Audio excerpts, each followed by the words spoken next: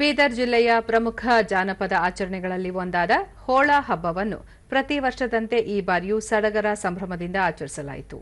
ಧಾರ್ಮಿಕ ಸಹಿಷ್ಣುತೆ ಮತ್ತು ಸಾಮರಸ್ಯದ ಸಂಕೇತವಾಗಿರುವ ಈ ಹಬ್ಬವನ್ನು ಜಿಲ್ಲೆಯ ರಾಜೇಶ್ವರ ಗ್ರಾಮದಲ್ಲಿ ಎಂದಿನಂತೆ ಪಾರಂಪರಿಕವಾಗಿ ನಡೆಸಲಾಯಿತು. ಜಾತಿ ಮತಗಳ ಭೇದ ಭಾವವಿಲ್ಲದೆ ಸುತ್ತಮುತ್ತಲ ಅನೇಕ ಗ್ರಾಮಗಳ ಜನರು ಸಂಭ್ರಮದಲ್ಲಿ ಭಾಗಿಯಾದರು. ಹಬ್ಬದ ಹಿನ್ನೆಲೆಯಲ್ಲಿ ಮನೆ ಮನೆಗಳಲ್ಲೂ ಭಕ್ಷ್ಯ ಭೋಜನಗಳನ್ನು ತಯಾರಿಸಿ ಬಂಧು ಬಳಗ ನೆರೆಹೊರೆಯವರೊಂದಿಗೆ ಒಟ್ಟಾಗಿ ಸೇರಿ ಹಬ್ಬದೂಟ ಸವಿದರು. ಈ ಹಬ್ಬದ ಪ್ರಮುಖ ಆಕರ್ಷಣೆ ಎನಿಸಿರುವ ಜೋಡೆತ್ತು ಓಟ, ಎತ್ತಿನ ಬಂಡಿ ಸ್ಪರ್ಧೆಗಳು ನೆರೆದಿದ್ದವರ ರೋಮಾಂಚಕ ಕ್ಷಣಗಳಿಗೆ ಸಾಕ್ಷಿಯಾಯಿತು. ರೈತರು ಎತ್ತುಗಳನ್ನು ನವವಧುವಿನಂತೆ ಸಿಂಗರಿಸಿ ಪೂಜಿಸುವ ಮೂಲಕ ಮೆರವಣಿಗೆಯಲ್ಲಿ ಕರೆತಂದರು.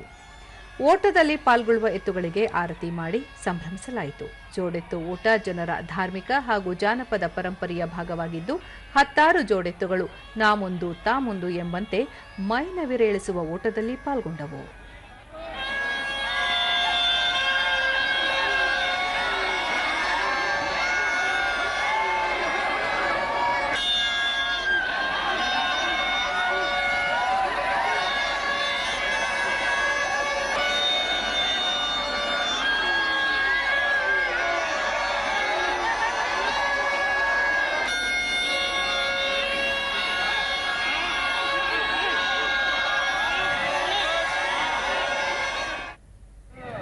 ದೂರದರ್ಶನದೊಂದಿಗೆ ರೈತ ಅಜಿಮುದ್ದೀನ್ ತಮ್ಮ ಅಜ್ಜ ಮುತ್ತಜ್ಜರ ಕಾಲದಿಂದಲೂ ನಡೆದುಕೊಂಡು ಬರುತ್ತಿರುವ ಹೋಳ ಸಂಭ್ರಮ ಸಾಮರಸ್ಯದ ಸಂಕೇತವಾಗಿದೆ ಎಂದರು.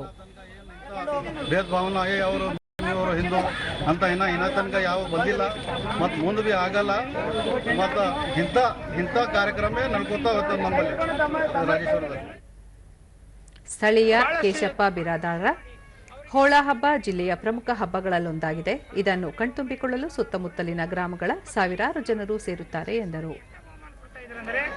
ಎಷ್ಟು ಜನ ಪಾರ್ಟಿಸಿಪೇಷನ್ ಮಾಡ್ತಾರ, ಅವ್ರೆಲ್ಲರಿಗೂ ರೈತರ ಒಂದು ಸಣ್ಣ ಗಾಡಿ ಒಂದು ಸಹಿತ 2,000 ರೂಪಾಯಿ ಕೊಡಬೇಕು ಅಂತ ತೀರ್ಮಾನ ಮಾಡಿದ್ದಾರೆ. ಮತ್ತೋರ್ವ ಸ್ಥಳೀಯ ಮೊಹಮ್ಮದ್ ಹನೀಫ್ ಪ್ರತಿ ವರ್ಷದಂತೆ ಈ ವರ್ಷವೂ ಅದ್ದೂರಿಯಾಗಿ ಹಾಗೂ ಸಾಮರಸ್ಯದಿಂದ ಹಬ್ಬವನ್ನು ಆಚರಿಸಲಾಗುತ್ತಿದೆ ಎಂದರು. तहरीक की समझकर इसको मनाते हैं. इसमें कोई जात पात का नहीं, हर जात के लोग एक भाईचारे की तरह मिलजुल कर इस ईद को मनाते हैं. ಹುಮ್ನಾಬಾದ್ ಪುರಸಭೆ ಮಾಜಿ ಉಪಾಧ್ಯಕ್ಷ ಮಲ್ಲಿಕಾರ್ಜುನ ಸೀಗಿ ಹೈದರಾಬಾದ್ ಕರ್ನಾಟಕ ಭಾಗದಲ್ಲಿ ನಡೆಯುವ ಐತಿಹಾಸಿಕ ಹಬ್ಬ ಇದಾಗಿದೆ ಎಂದರು. ಕರ್ನಾಟಕದಲ್ಲಿ ಎಲ್ಲೂ ಆಗೋದಿಲ್ಲ ಇಂಥವಳ. ನಾನು ನೋಡಿದಂಗೆ ಮಹಾರಾಷ್ಟ್ರದಲ್ಲಿ ಏನೋ ಆಗ್ತದೆ, ಅದು ಬಿಟ್ಟರೆ ನಮ್ಮ ರಾಯಚೂರು ಗ್ರಾಮದಲ್ಲಿ ಇದೊಂದು ಹಬ್ಬದ ವಾತಾವರಣ. ಎಲ್ಲರೂ ಇದರಲ್ಲಿ ನಾ ಫಸ್ಟ್ ಬಂದೆ, ಸೆಕೆಂಡ್ ಬಂದು ನಿರಾಶೆ ಆಗೋದು ಬೇಡ. ಇದರಲ್ಲಿ ಪಾರ್ಟಿಸಿಪೇಟ್ ಮಾಡೋದೊಂದು ಒಳ್ಳೆ ಕಲ್ಚರ್ ಅಂತ ನಾನು ಹೇಳ್ತೇನೆ.